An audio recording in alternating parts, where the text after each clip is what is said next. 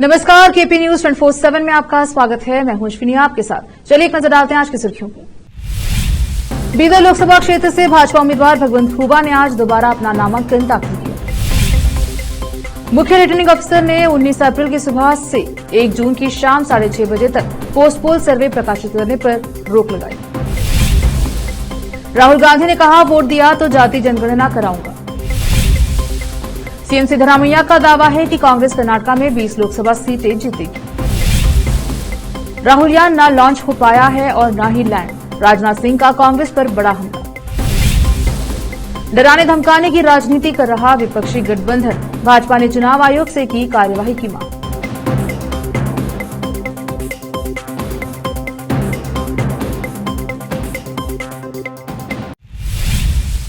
अब समाचार विस्तार से। पहले देखते हैं स्थानीय समाचार। बीदर लोकसभा क्षेत्र से भाजपा उम्मीदवार भगवंत खुबा ने आज दोबारा अपना नामांकन दाखिल किया है। इससे पहले नामांकन पत्र दाखिल करने के पहले दिन ही अपना पहला नामांकन पत्र दाखिल किया था। उसके बाद आज खुबा ने अपना दूसरा नामांकन पत्र दाखिल किया है। आज नामांकन दाखिल करते समय भगवंत खुबा के साथ बीदर दक्षिण के विधायक डॉक्टर शैलेंद्र बेलदाड़े, हुमनाबाद के विधायक सिद्धप्पा पाटिल, बसवा कल्याण के विधायक शरणु सलगार, चिंचोली के विधायक अविनाश जाधव, मोहम्मद रौफुद्दीन कचेरीवाला, जगन्नाथ जमादार और लुम्नी गौतम आदि मौजूद रहे। खुबा ने अपना नामांकन पत्र रिटर्निंग ऑफिसर गोविंद रेड्डी को सौंपा। नामांकन दाखिल करने के बाद भगवंत खुबा ने मीडिया से बात की और जीत का दावा किया। कैमरामैन पपुराज का कवरेज। 30,000ಕ್ಕೂ ಹೆಚ್ಚು ಕಾರ್ಯಕರ್ತರೊಂದಿಗೆ ಗಣೇಶ್ ಮೈದಾನದಲ್ಲಿ ಸಭೆಯನ್ನು ಮುಗಿಸಿ ಭವ್ಯವಾದಂಥ ಮೆರವಣಿಗೆಯೊಂದಿಗೆ ಕಾರ್ಯಕರ್ತರೊಂದಿಗೆ ಎಲ್ಲ ಶಾಸಕ ಮಿತ್ರರು, ಮಾಜಿ ಶಾಸಕರು, ಮುಖಂಡರನ್ನು ಒಳಗೊಂಡು ಇದು 3 ನಾಮಿನೇಷನನ್ನು ಈಗಾಗಲೇ ನಾವು ಸಬ್ಮಿಟ್ ಮಾಡಿದ್ದೀವಿ. ನಮ್ಮ ಕಾರ್ಯಕರ್ತರ ಹುಮ್ಮಸ್ಸು, ನಮ್ಮ ಶಾಸಕ ಮಿತ್ರರು ಮತ್ತು ಮಾಜಿ ಶಾಸಕರ ಹುಮ್ಮಸ್ಸು ಈ ಬಾರಿ ಬೀದರ್ ಲೋಕಸಭಾ ಕ್ಷೇತ್ರದಲ್ಲಿ ಕಾಂಗ್ರೆಸ್ಗೆ 3 ಲಕ್ಷಕ್ಕೂ ಹೆಚ್ಚು ಮತಗಳ ಅಂತರದಿಂದ ಸೋಲಿಸಿ ಭಾರತೀಯ ಜನತಾ ಪಕ್ಷವನ್ನು ಪ್ರಚಂಡ ಬಹುಮತದಿಂದ ಗೆಲ್ಲಿಸ್ತೇವೆ ಅನ್ನುವಂಥ ಸಂಕಲ್ಪವನ್ನು ಮಾಡಿದ್ದೀವಿ. ಆ ಉತ್ಸಾಹ ನೋಡಿ ನನಗೂ ಕೂಡ ಒಂದು ಆನಂದ ಭಾಷ್ಪವನ್ನು, ಆ ಜನಸ್ತೋಮ, ಅವರ ತಾಳ್ಮೆ, ನಮ್ಮ ನಾಯಕರ ನುಡಿಗಳು, ಅವರ ಭಾವನೆಗಳು ನಿಜವಾಗಲೂ ಅವರ ಋಣ ನಾನು ಈ ಜನ್ಮದಲ್ಲಿ ತೀರಿಸಲಿಕ್ಕಾಗಲ್ಲ. ಅಂಥ ಒಂದು ಒಳ್ಳೆ ರೀತಿಯಲ್ಲಿ ಅವರು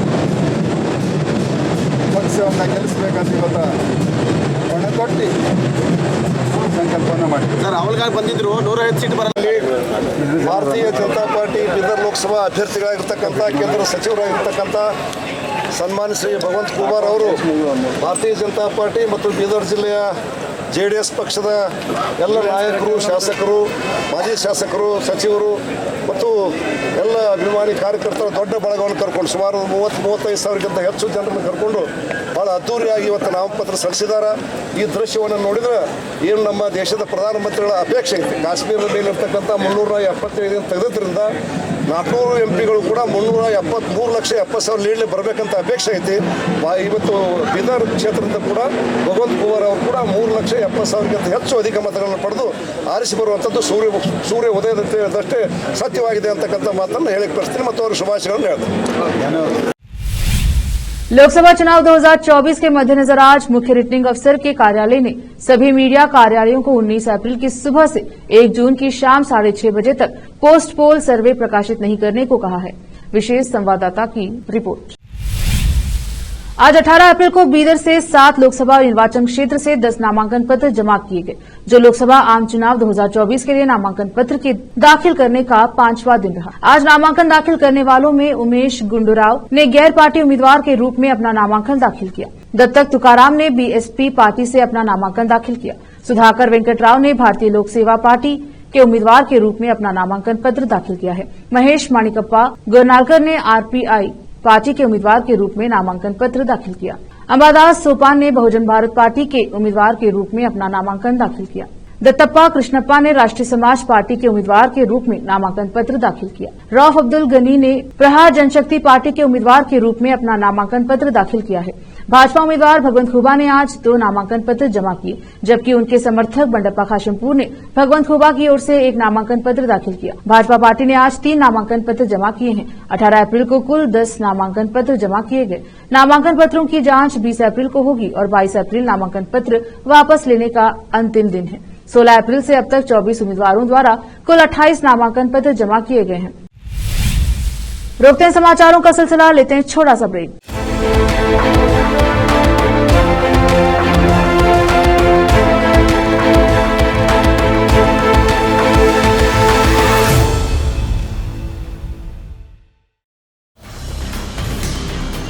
हिंदुस्तान के हर कोने में हम हैं मौजूद।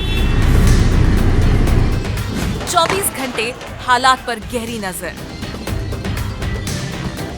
खबरों से जुड़े चुपते सवालात और आपको दिखाता है धार्मिक, सामाजिक, राजनीतिक, लोकल और इंटरनेशनल न्यूज की सबसे बेहतर कवरेज, जो आपको रखती है हर पल बाखबर। देश और दुनिया भर की खबर के लिए देखते रहें केपी न्यूज 24/7। ब्रेक के बाद स्वागत है आपका, देखते हैं समाचार।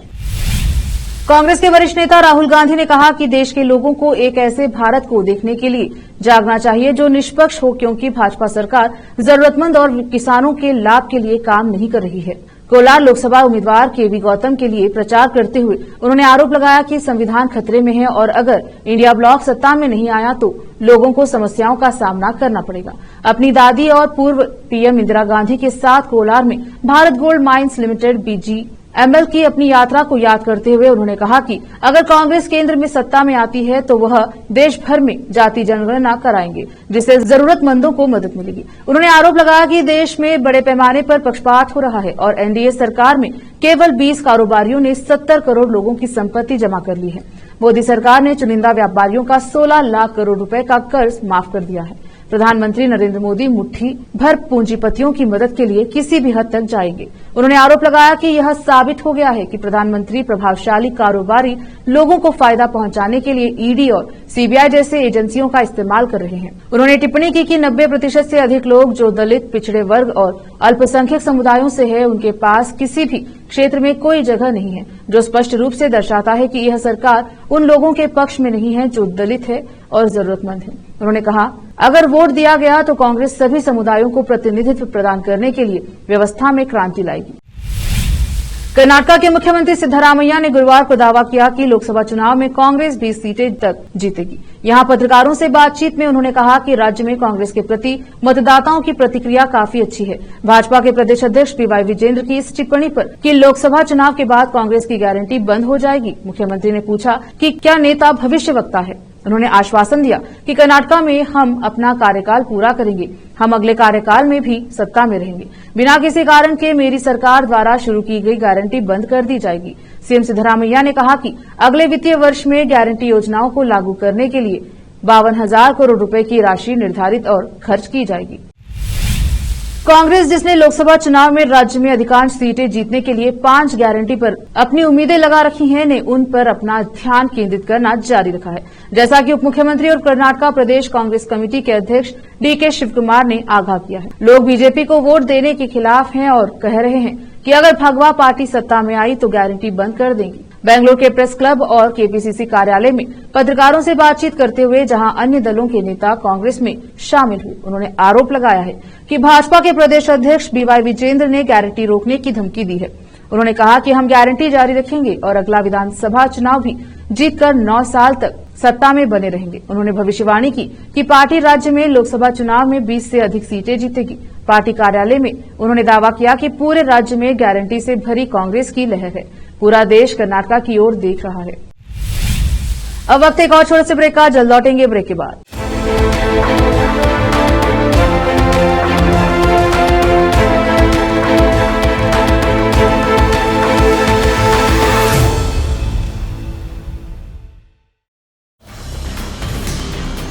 हिंदुस्तान हिंदुस्तान के हर कोने में हम हैं मौजूद। 24 घंटे हालात पर गहरी नजर, खबरों से जुड़े चुपते सवालात और आपको दिखाता है धार्मिक, सामाजिक, राजनीतिक, लोकल और इंटरनेशनल न्यूज की सबसे बेहतर कवरेज, जो आपको रखती है हर पल बाखबर। देश और दुनिया भर की खबर के लिए देखते रहें केपी न्यूज 24/7। ब्रेक के बाद स्वागत है आपका। देखते हैं समाचार। लोकसभा चुनाव 2024 की तैयारियां पूरी हो चुकी हैं। 19 अप्रैल को देश भर के 21 राज्यों और केंद्र शासित प्रदेशों में पहले चरण की वोटिंग होगी। इसी बीच राजनीतिक दलों के नेता भी एक दूसरे पर जमकर निशाना साध रहे हैं। अब भाजपा के दिग्गज नेता और देश के रक्षा मंत्री राजनाथ सिंह ने कांग्रेस सांसद राहुल गांधी पर बड़ा हमला बोला है। राजनाथ सिंह ने कटाक्ष करते हुए कहा कि 2019 में अमेठी लोकसभा सीट से हार के बाद राहुल गांधी में वहां से चुनाव लड़ने की हिम्मत नहीं है। वह अपनी हार के बाद उत्तर प्रदेश के केरल पलायन कर गए हैं।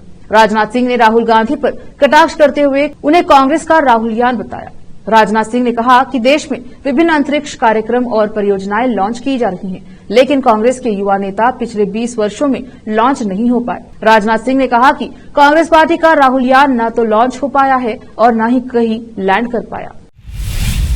लोकसभा चुनाव 2024 के लिए राजनीतिक दलों की ओर तैयारियों के साथ ही एक दूसरे के खिलाफ आपत्तिजनक बयान देने का सिलसिला भी शुरू हो चुका है। अब भारतीय जनता पार्टी ने विपक्षी गठबंधन के नेताओं पर चुनाव के दौरान डराने धमकाने की राजनीति करने का आरोप लगाया है। भाजपा ने आज निर्वाचन आयोग से विपक्षी नेताओं के हालिया बयानों का स्वतः संज्ञान लेते हुए उनके खिलाफ कार्यवाही करने की मांग की है। आइए जानते हैं कि ये पूरा मामला। भाजपा मुख्यालय में प्रेस कॉन्फ्रेंस को संबोधित करते हुए भाजपा प्रवक्ता शहजाद पूनावाला ने कहा कि झारखंड मुक्ति मोर्चा के नेता नजरुल इस्लाम ने बीते दिनों प्रधानमंत्री नरेंद्र मोदी को 400 फुट नीचे दफनाने की खुलेआम धमकी दी थी। उन्होंने देश की जनता द्वारा चुने गए पीएम को मारने और दफनाने की धमकी देकर देश की जनशक्ति का अपमान किया है। पूनावाला ने कहा कि नजरुल्लाह इस्लाम का बयान इंडिया अलायंस की सोच को दिखाता है।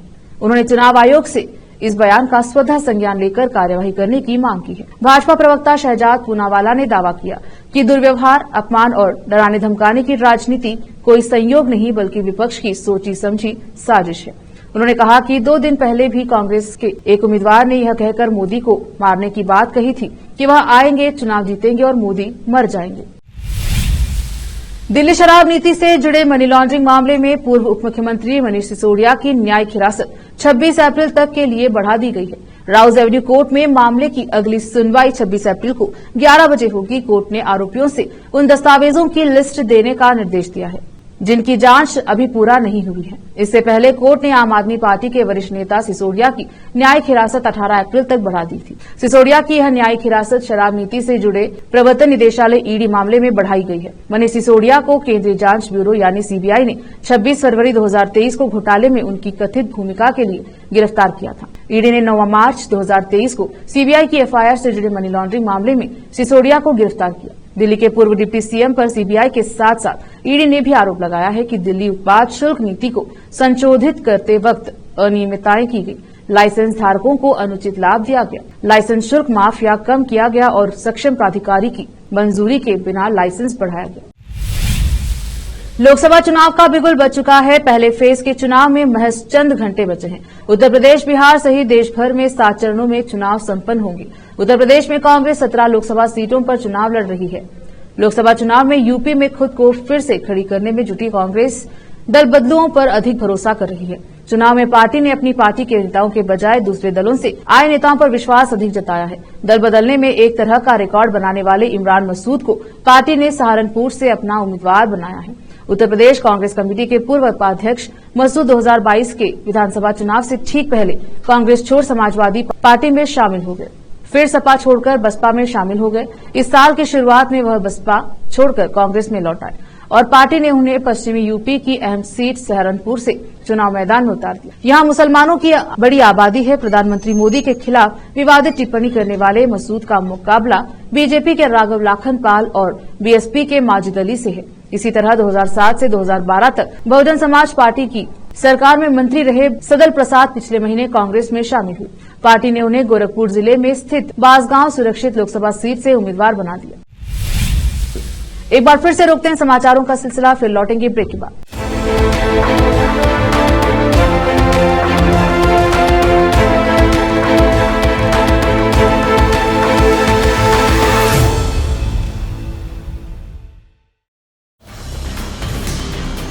हिंदुस्तान के हर कोने में हम हैं मौजूद। 24 घंटे हालात पर गहरी नजर, खबरों से जुड़े चुपते सवालात और आपको दिखाता है धार्मिक, सामाजिक, राजनीतिक, लोकल और इंटरनेशनल न्यूज की सबसे बेहतर कवरेज, जो आपको रखती है हर पल बाखबर। देश और दुनिया भर की खबर के लिए देखते रहें केपी न्यूज 24/7। ब्रेक के बाद स्वागत है आपका, देखते हैं समाचार।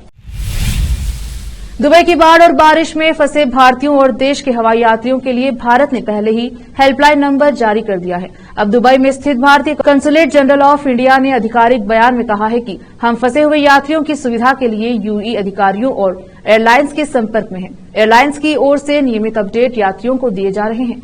भारतीय सामुदायिक संगठनों के सहयोग से राहत उपाय बढ़ाए गए। बता दें कि बाढ़ और बारिश के चलते दुबई में हवाई, मेट्रो और सड़क यातायात ठप हो गया है। स्कूल, कॉलेज, मॉल, बाजार और प्रमुख प्रतिष्ठान बंद कर दिए गए।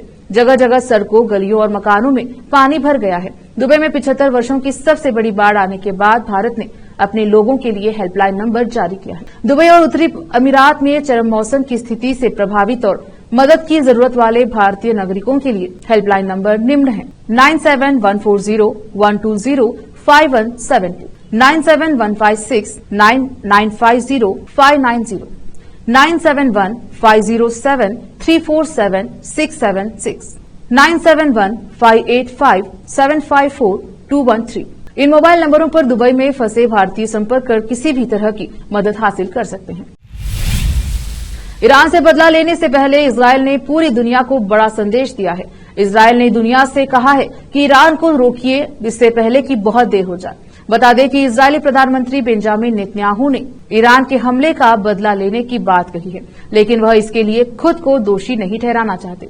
नेतन्याहू इस बदले के लिए ईरान की कार्यवाही और दुनिया की चुप्पी को जिम्मेदार ठहराना चाहते हैं। इसीलिए इजरायल बार बार दुनिया को इस बात का एहसास करा रहा है कि ईरान को रोकिए, नहीं तो बहुत देर हो जाएगी। यानी तब इजरायल बदले की कार्यवाही करेगा तो उसका जिम्मेदार वह नहीं होगा, बल्कि इसके लिए ईरान और दुनिया के नीति निर्धारक देश जिम्मेदार होंगे।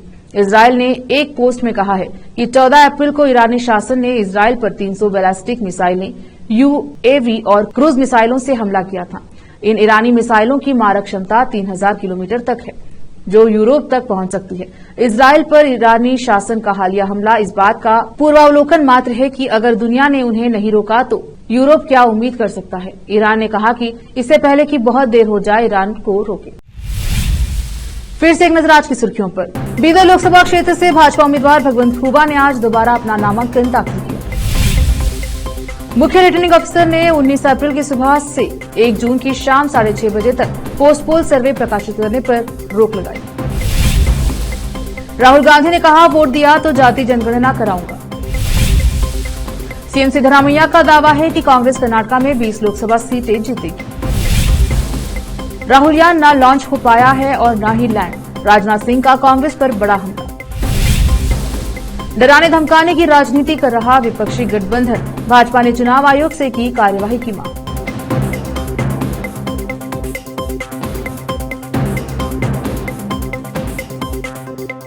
केपी न्यूज के बुलेटिन में आज इतना ही। देखते रहिए केपी न्यूज 24/7। धन्यवाद।